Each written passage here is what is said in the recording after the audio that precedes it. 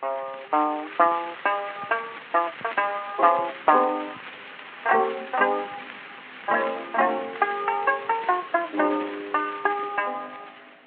one thinks of a Major League Baseball town with two teams, New York, Chicago, and Los Angeles usually come to mind.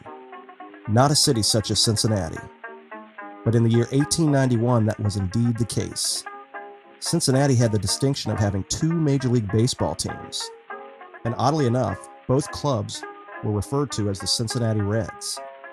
One Reds team played in the National League on the west side of town, while the other Reds team played in the American Association on the east side of town. This is the story of the forgotten Cincinnati Reds team of the American Association, a team that history has affectionately renamed the Kelly's Killers.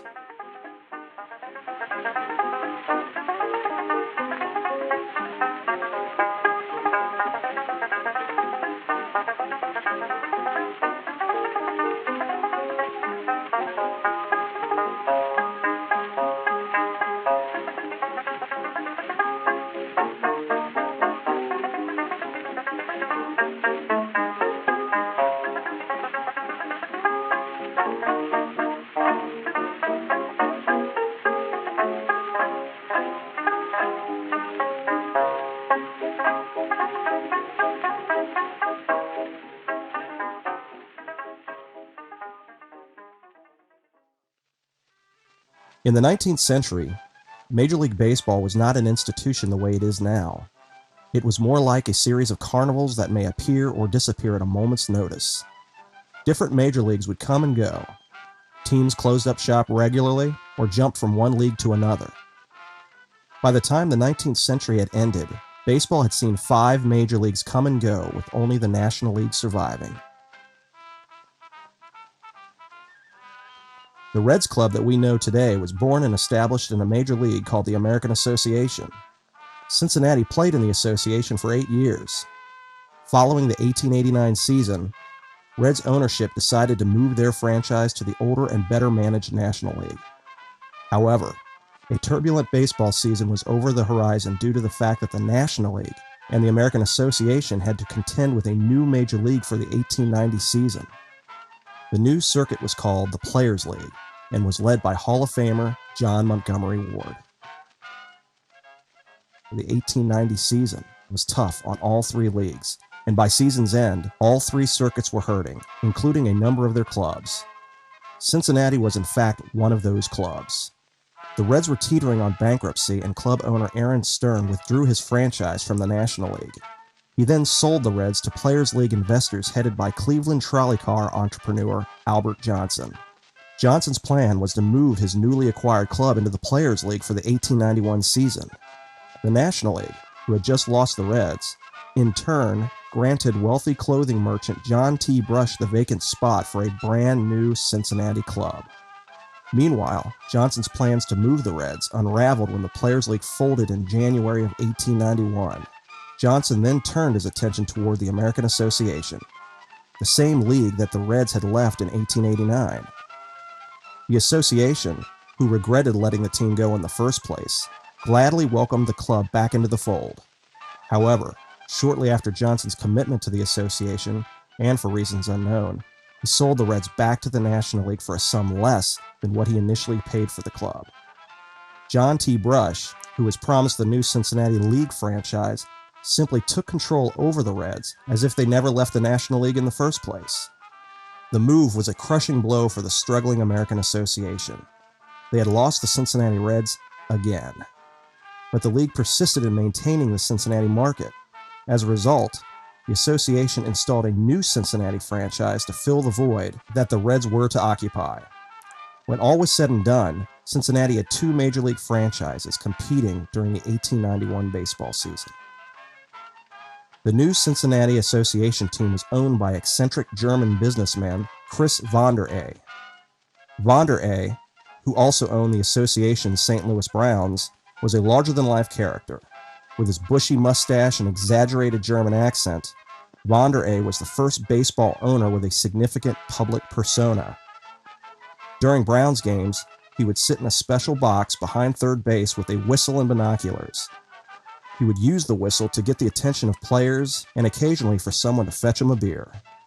He was a perfect fit for Cincinnati's German population. Before there was Babe Ruth, there was Mike Kelly.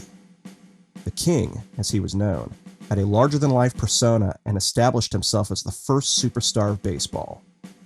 Considered one of the best defensive catchers of his time, Kelly is credited with the innovation of many baseball strategies, such as the hit and run and the catcher backing up first base.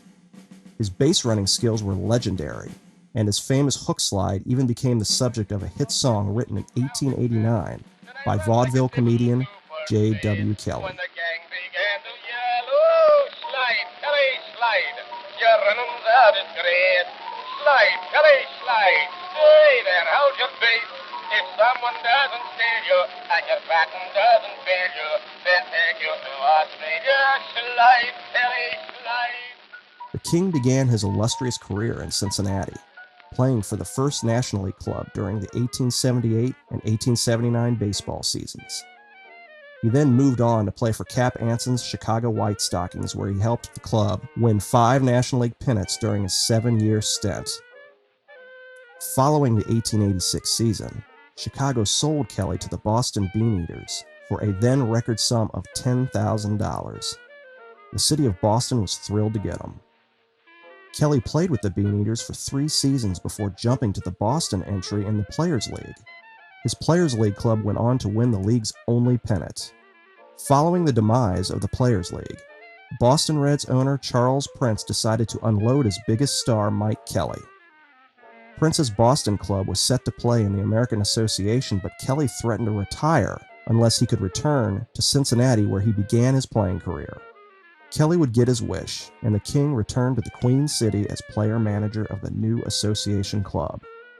After Kelly was named player-manager of the Cincinnati Reds, he, along with Vanderlei, began to assemble a roster.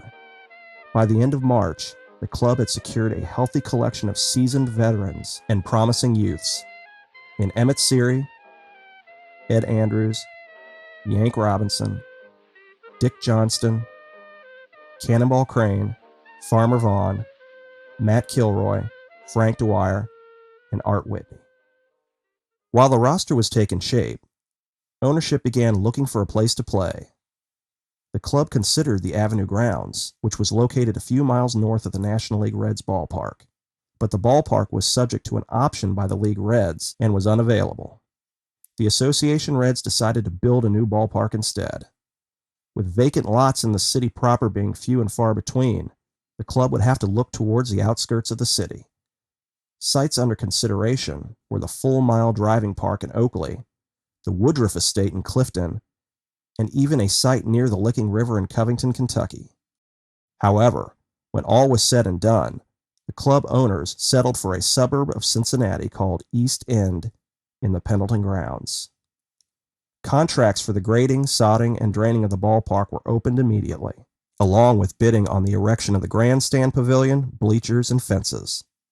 All were settled by the end of March, with the contract for the park being awarded to well-known Cincinnati contractor Al Marcus. Marcus was the same contractor that built League Park for the Reds in short order before the start of the 1884 season. The ballpark was built in the northwest corner of the Pendleton grounds, which was located along the beautiful setting of the Ohio River. The ballpark ran along Ridley Street and parallel with modern-day Babby Alley. The grandstand was octagon in shape, which seated about 1,000 fans and faced in the direction of the Ohio River. Included was a pavilion with adjoined bleachers. Altogether, East End Park seated about 5,000 spectators. Due to the remote location of the park, fans needed a series of ways to get to the grounds. One way was by streetcars, which were pulled by mules. Other means were by train or steamboat. Fans could take a 20-minute train ride on the Pennsylvania from Broadway Street and Court Street, or pick the train up at the foot of Vine Street by the Suspension Bridge.